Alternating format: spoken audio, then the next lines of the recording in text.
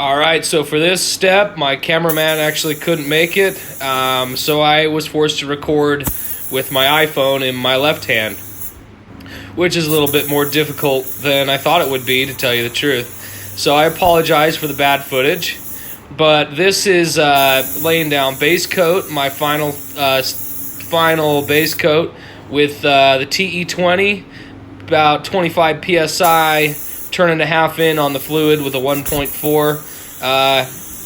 This is a solid color. I have not yet sprayed metallics with this gun, but just looking at the way it's laying down with the TE20, I'm thinking it wouldn't have any problems with zebra stripes if you knew how to set it up right.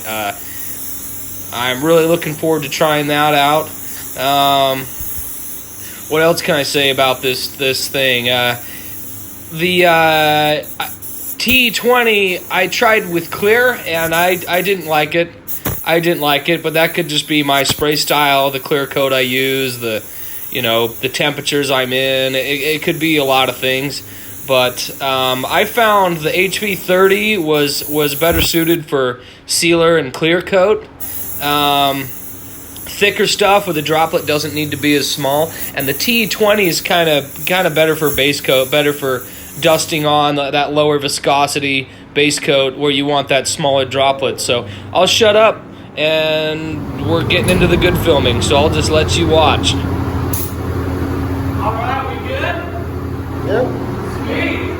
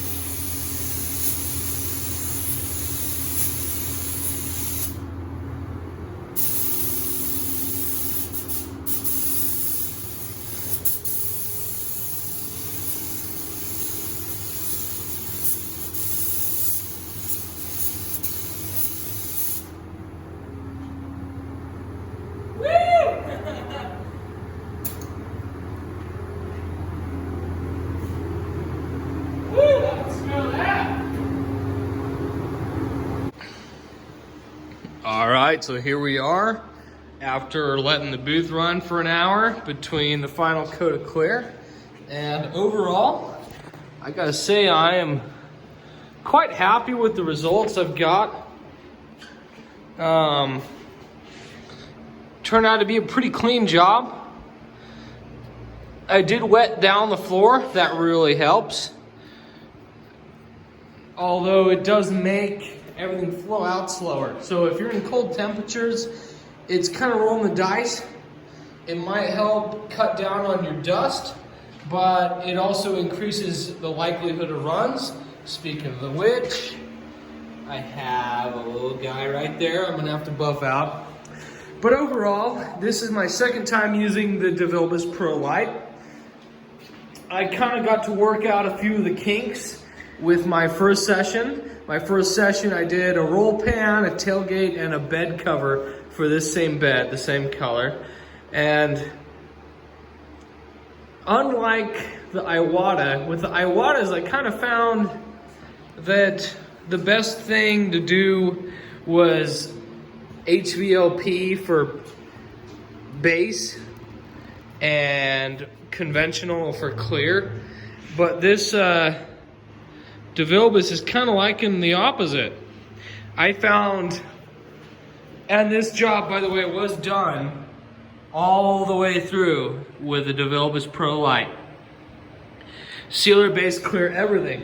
I found that the stuff that you want to put on heavy, because I personally like to put on urethane sealer and put it on nice and heavy so it fills my 320 and 400 scratches real nice. I like the HV30 for that. And I tried the HV30 for color and it wasn't working for me.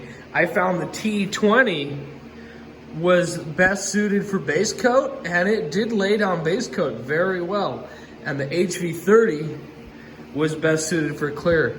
This, you see where I tested for the sealer, this is the pattern for the sealer with the HV30. So, yeah, I mean, I think HV30 for any sort of thick, high solid stuff, and TE20 when you want that finer droplet.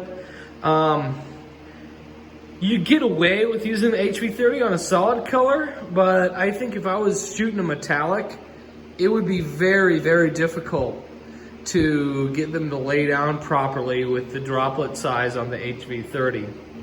But that being said, that's just my spray style, that's just my experience, and I've only sprayed so much through this.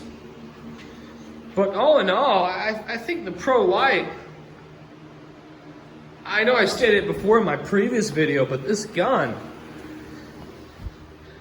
is so versatile, and there's so many combinations that you can do with it.